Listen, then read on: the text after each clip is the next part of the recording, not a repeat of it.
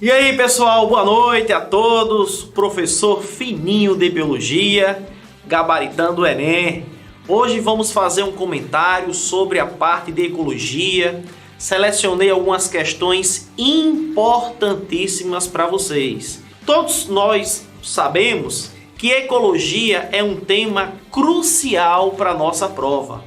Todo ano caem questões de ecologia. E afinal de contas, não apenas uma questão, várias questões relacionadas a esse tema tão crucial que eu posso dizer em linhas gerais que é um tema multidisciplinar.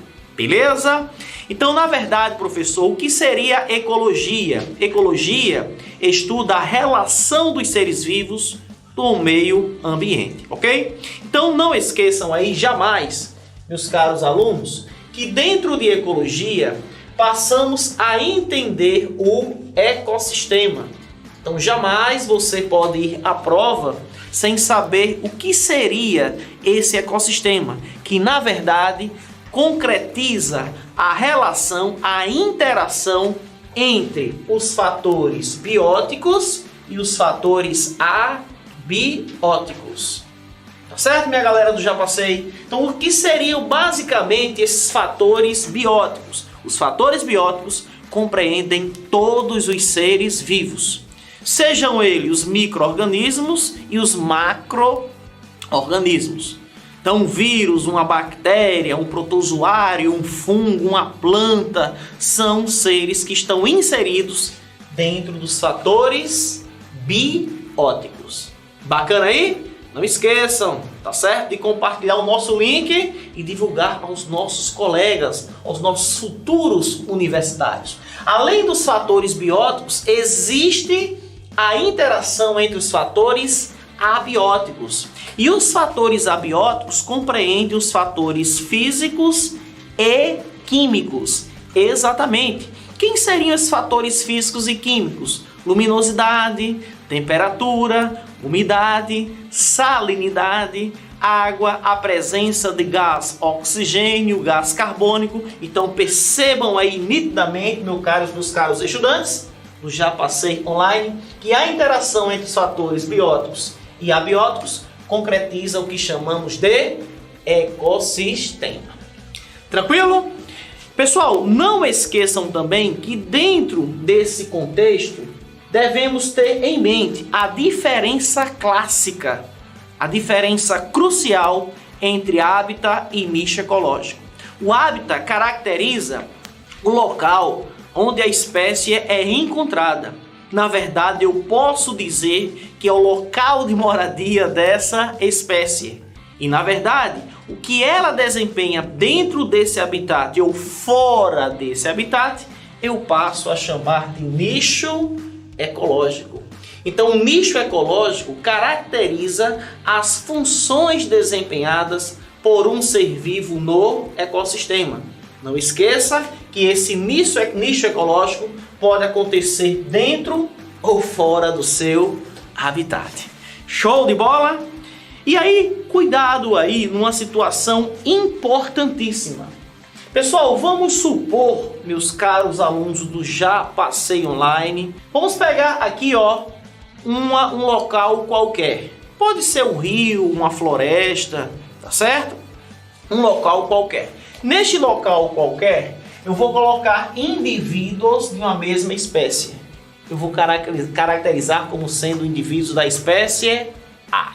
Então aqui, ó, a espécie A, eu vou justamente espalhar esta espécie.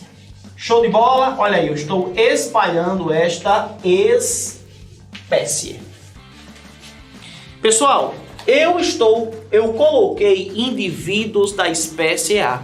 E percebam que esses indivíduos, eles estão interagindo entre si, cruzam entre si e geram descendentes férteis. Neste exato momento, acompanhe comigo, eu vou colocar indivíduos da espécie B.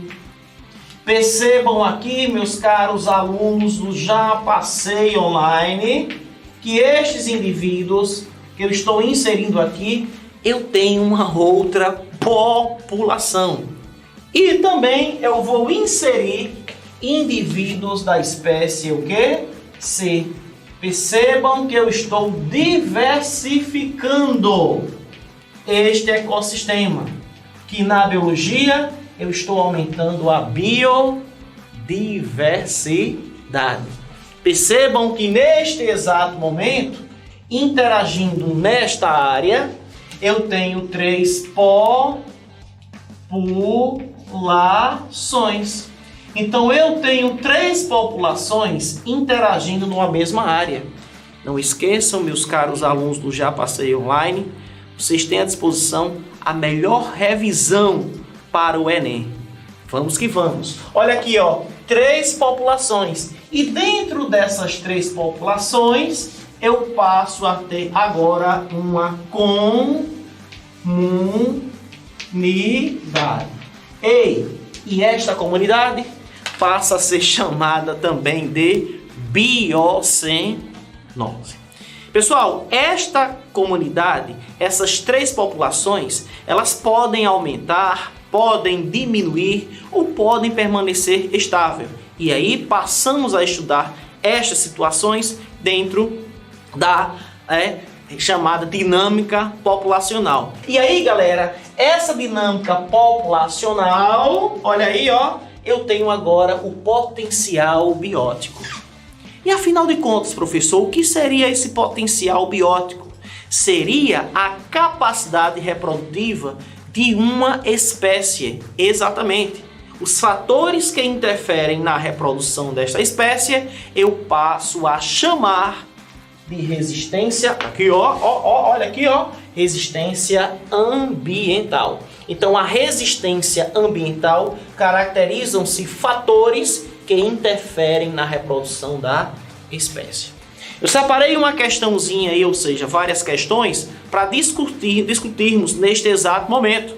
E a questão aí que colocamos para vocês, tá certo? Neste exato momento, a questão de número 1. Essa questão envolve impactos ambientais. Acompanhe comigo.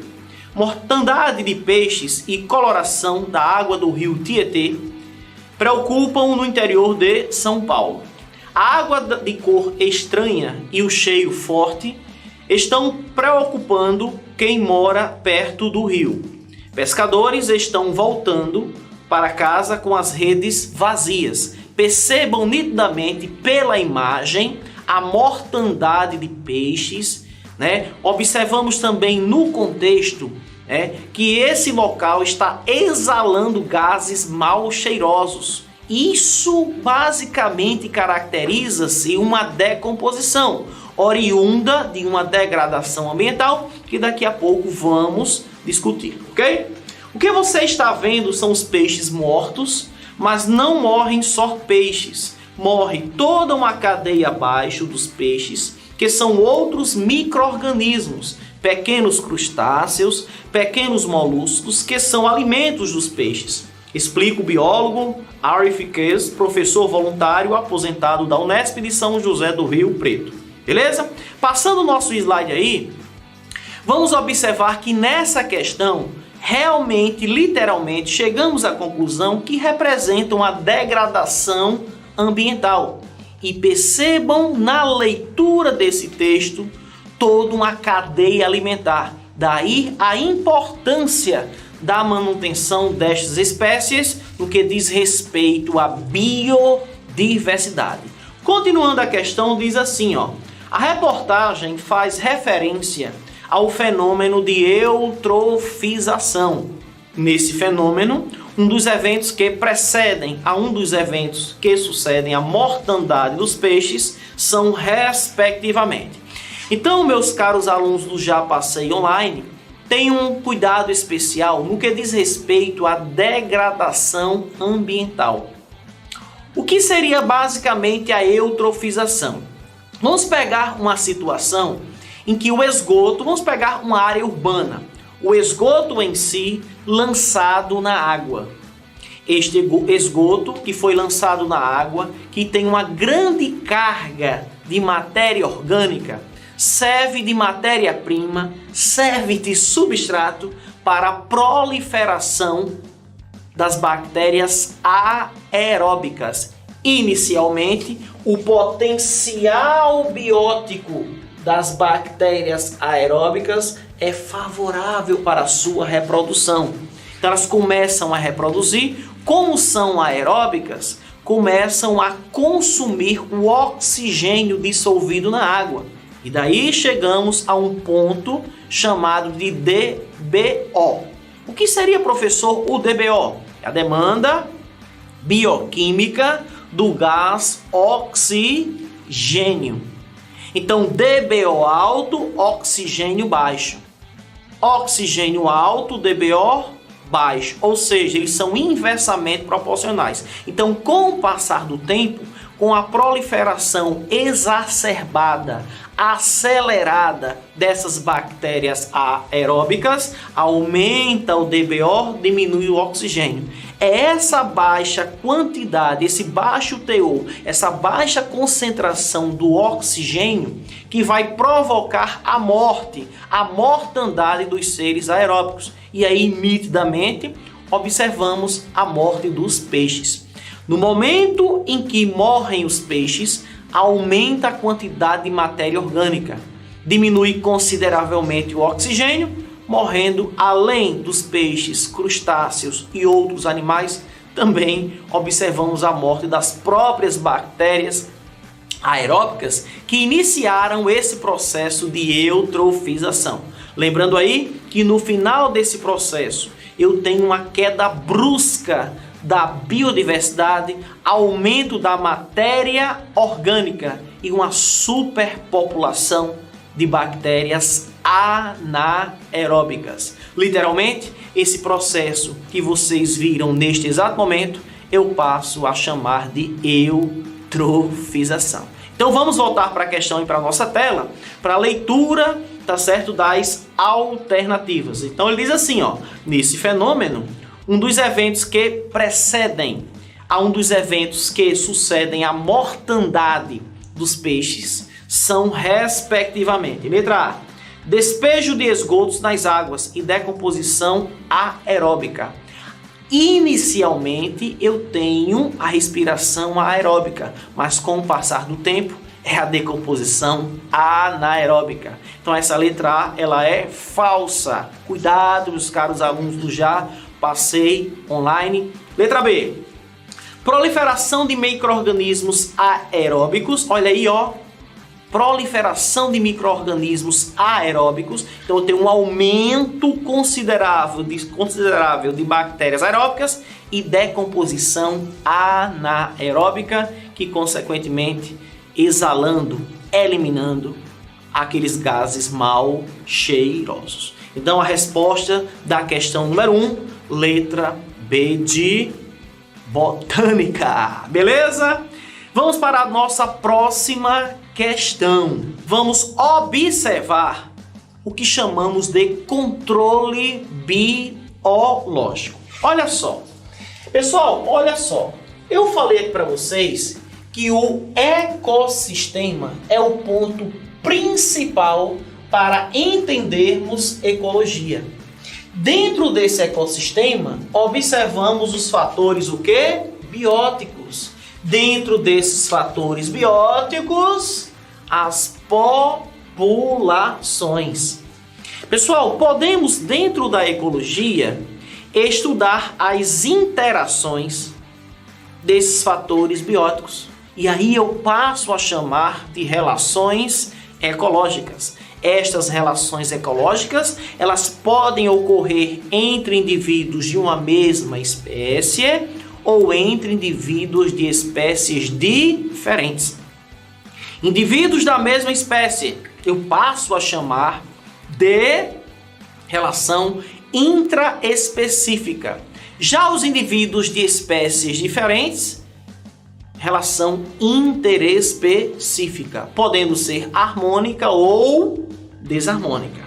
Detalhe, dentro desses fatores bióticos, passamos a estudar também a cadeia alimentar. Dentro de uma cadeia alimentar, observamos 3 representantes cruciais: os produtores, que são considerados a base da cadeia alimentar, os consumidores que são heterotróficos, no qual podem ser classificados de acordo com seus hábitos alimentares, podendo ser consumidor primário, secundário, terciário, quaternário, e os decompositores, importantíssimos na reciclagem da matéria orgânica. E esses decompositores, que atualmente são chamados de biorredutores, são importantes nessa reciclagem, representados principalmente por fungos e bactérias. Mas aí na questão, tá certo? Ele fala basicamente do controle biológico. O que seria o controle biológico? Vamos lá para a leitura da nossa belíssima questão que eu selecionei para vocês com exclusividade para o aluno Já Passei online. Olha só, o controle biológico é um fenômeno que acontece espontaneamente na natureza e pode ser utilizado na agropecuária. Há muitos estudos científicos sobre tal fenômeno para o uso na agropecuária e pode ser uma possibilidade racional e sadia para a sustentabilidade dos agroecossistemas. Primeiro ponto importante, pessoal. Lembrem-se da polêmica dos agrotóxicos. Eita, professor, exatamente.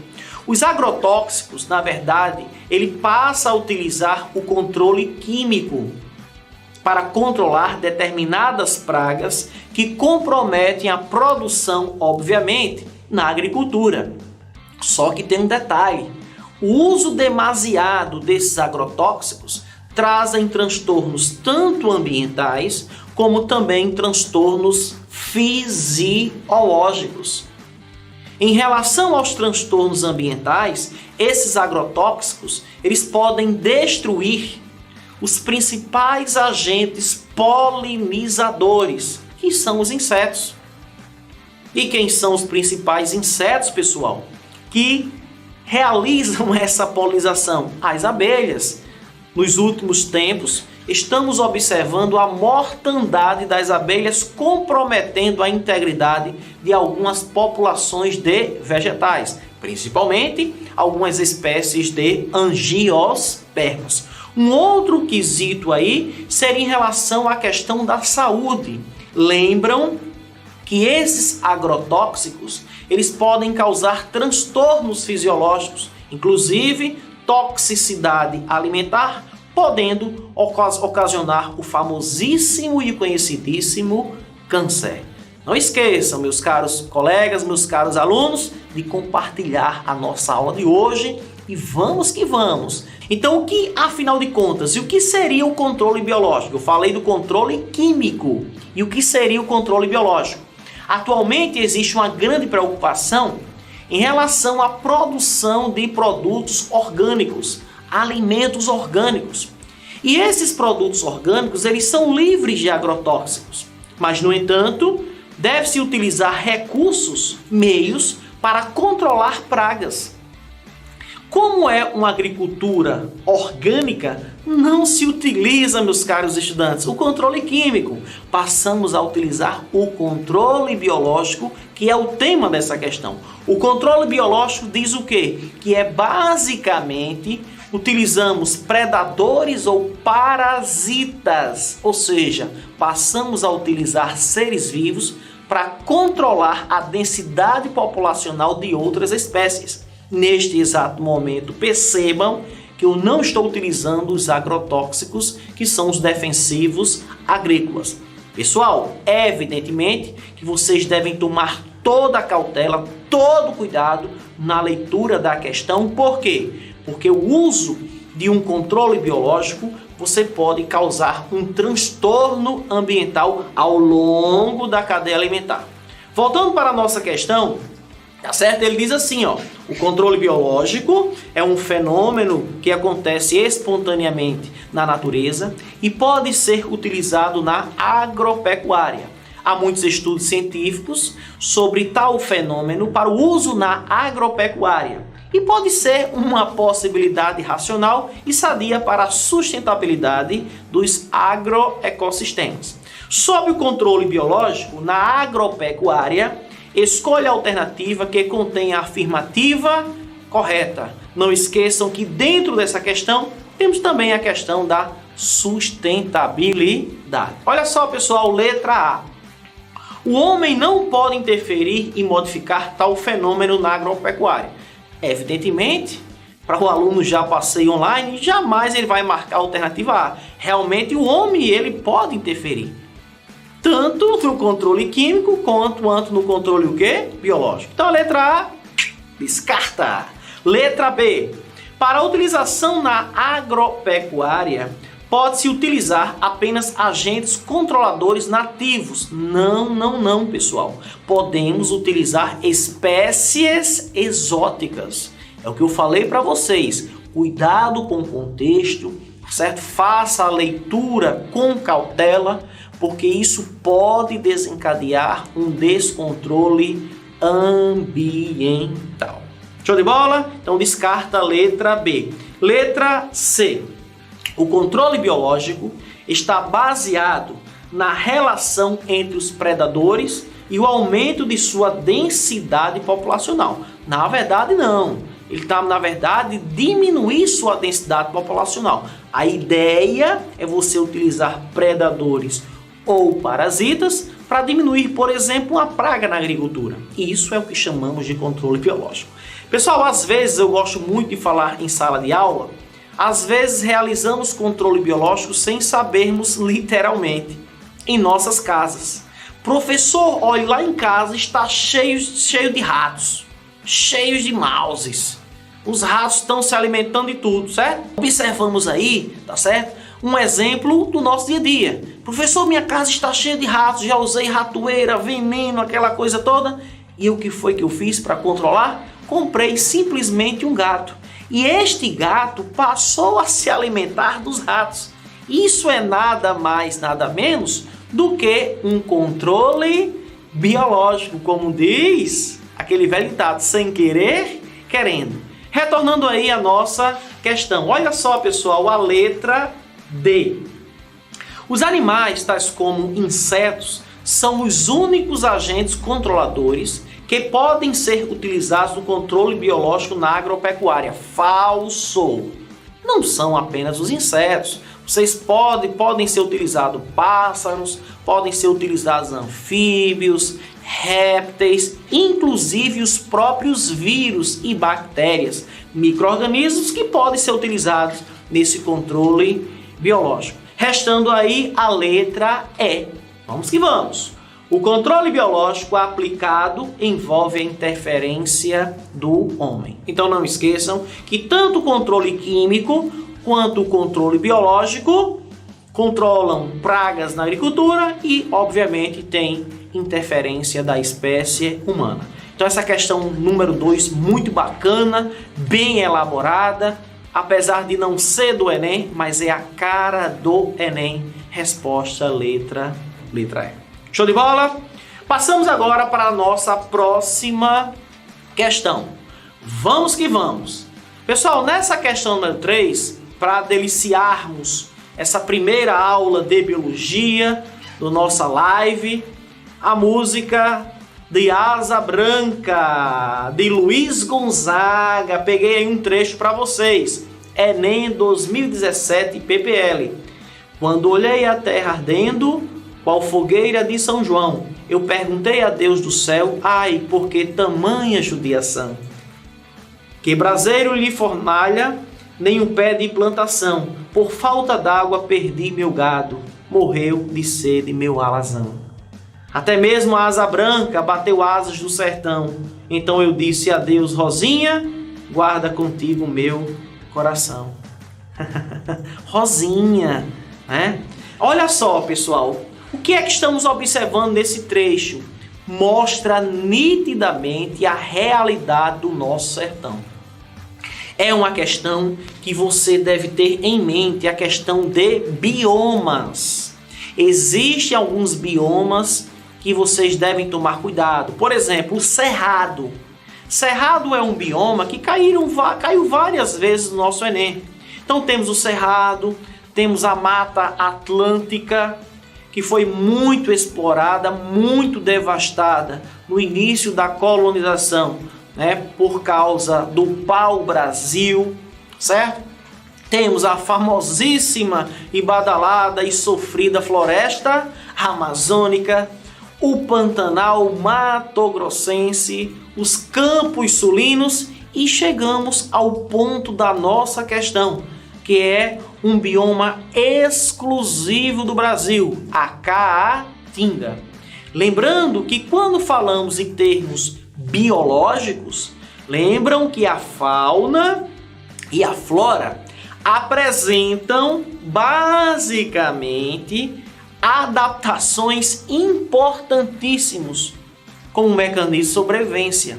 Observamos várias espécies de cactáceas, plantas em que o seu próprio caule é suculento, caule verde onde se realiza a própria fotossíntese e a presença de espinhos. Estes espinhos em si, na verdade, foram modificações foliares para diminuir a transpiração e economizar o que? Água. Não esqueçam que a flora da nossa Caatinga são plantas de médio e pequeno porte com raízes profundas e que, por sua vez, também podem armazenar água. Ok? Lembrando aí que algumas espécies de plantas em determinados períodos do ano, ou seja, a maior parte do ano, caem e permitem a queda das folhas para diminuir a transpiração e também economizar água. Evidentemente que dentro da botânica existem hormônios que vão regular a necessidade de adaptação desses vegetais. Lembrando aí também, pessoal, que nessa Caatinga, tá certo? O índice de chuva, ou seja, os índices pluviométricos é muito baixo, elevadas temperaturas, e os animais eles conseguem se adaptar a este meio, porque economizando água, armazenando energia, tá certo? Saindo basicamente à noite, né? Boa parte deles são de hábitos o quê? Noturnos, justamente para fugir da elevada temperatura e economizar o quê? Água. Então percebam aí que este tipo de bioma é um bioma onde observamos nitidamente a escassez de água e elevada temperatura. Ou seja, a maior parte do ano, o potencial biótico em boa parte do ano é superado pela resistência ambiental. No momento que eu falei que existe uma elevada temperatura, escassez de água, caracteriza-se a diversidade do ambiente, ou seja, comprometendo o que chamamos de potencial o quê? Biótico. Show de bola? Então, pessoal, observamos que a Caatinga, nesse trecho aí de Luiz Gonzaga, retrata justamente, né, a famosíssima asa branca, o símbolo do nosso sertão, o cacto, né, florona seca, etc. Tá? Então não esqueçam que cada bioma característico apresenta a sua fauna e flora, ou seja, esses domínios morfoclimáticos apresentam características cruciais para a manutenção desse ecossistema.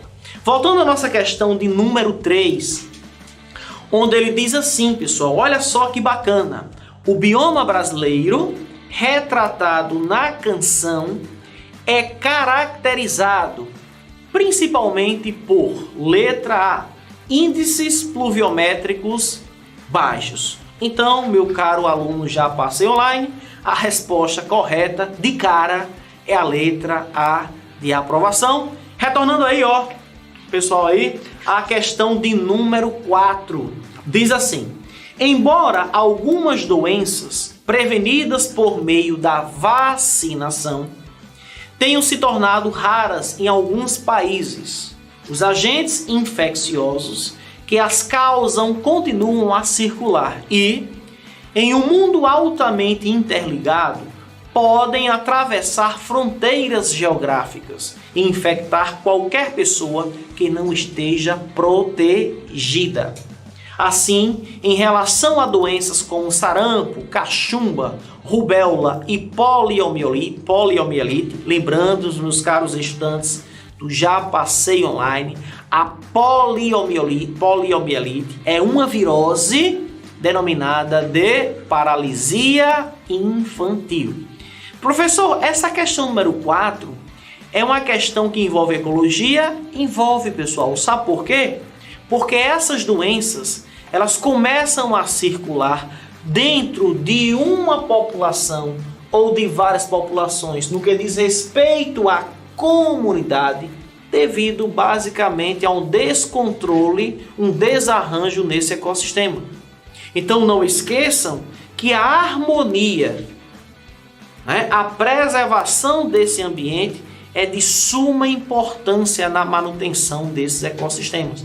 Então, no momento que você fala de transmissão de doenças, infestação de doenças, estamos falando também de um descontrole em um determinado ecossistema. Ou seja, alguém está sendo favorecido e alguém está sendo desfavorecido. Quando falamos de imunização passiva e imunização ativa. Imunização caracteriza mecanismos de proteção ao nosso organismo. Quando eu cito imunização passiva, é aquele tipo de imunização onde eu utilizo basicamente o soro. Não esqueçam que o soro contém os anticorpos ou imunoglobulinas, proteínas de defesa. Então, este soro que contém estes anticorpos são importantes para neutralizar o antígeno. E aí, essa imunização através do soro é uma imunização passageira, é uma imunização passiva. Pessoal, já a imunização ativa é aquela imunização onde eu tenho a ativação do nosso sistema imunológico. Basicamente, é introduzido ao paciente, é introduzido no indivíduo antígenos atenuados ou simplesmente fragmentos de antígenos, a famosíssima vacinação. A ideia da vacinação, ela é preventiva. Então, estas doenças, esses vírus, essas bactérias, estes fungos, estes protozoários que circulam nesse ecossistema, uma das formas importantes para evitar a disseminação dessas doenças é a utilização da vacinação, que compreende uma imunização ativa. Retornando à nossa questão, observamos o seguinte, assim, em relação a doenças como sarampo, cachumba, rubéola e poliomielite, pode-se afirmar corretamente que, letra A, o alto custo da produção de suas vacinas específicas, não coberto pelo sistema público de saúde, torna inacessível e impossível a prevenção dessas doenças para a população. Pessoal, primeiro ponto importante. É evidentemente que o Brasil apresenta pontos positivos no que diz respeito à questão de vacinas. O Brasil, por exemplo, é um dos países que produzem uma variedade imensa de vacinas. O Brasil, por exemplo, ele é referência no quesito vacina, imunização. O Brasil, por exemplo, é um dos poucos países que disponibiliza através do Sistema Único de Saúde uma variedade muito grande de vacinas. E isso leva a um ponto importante no que diz respeito ao controle na disseminação destas doenças. Então a letra A, ela é falso, certo? Então na verdade não condiz com a letra A. Letra B. Seus agentes infecciosos são vírus que, quando são enfraquecidos, pessoal, estes vírus enfraquecidos, dentro da imunologia básica, passamos a chamar de vírus atenuados, sem força, sem poder de tá certo? Provocar a doença, ou mortos para tratamento preventivo. Estimulam uma resposta imunológica ativa no organismo humano. Essa resposta imunológica, eu tenho a ativação das células de memória. Então, realmente, a questão número 4, para finalizarmos com chave de ouro essa primeira apresentação da nossa live de hoje com biologia, a questão número 4, letra B de bola. Tranquilo, meus amores? Então, olha só, não esqueçam de compartilhar o nosso link, certo? É a questão da nossa revisão, a revisão mais completa e, consequentemente, vamos deixar vocês na cara do gol para uma aprovação, certo? Com certeza, tá bom? Espero que eu tenha contribuído para vocês nessa nossa live de hoje e até a próxima, se Deus permitir. No Já Passei Online. Valeu, tchau, galera!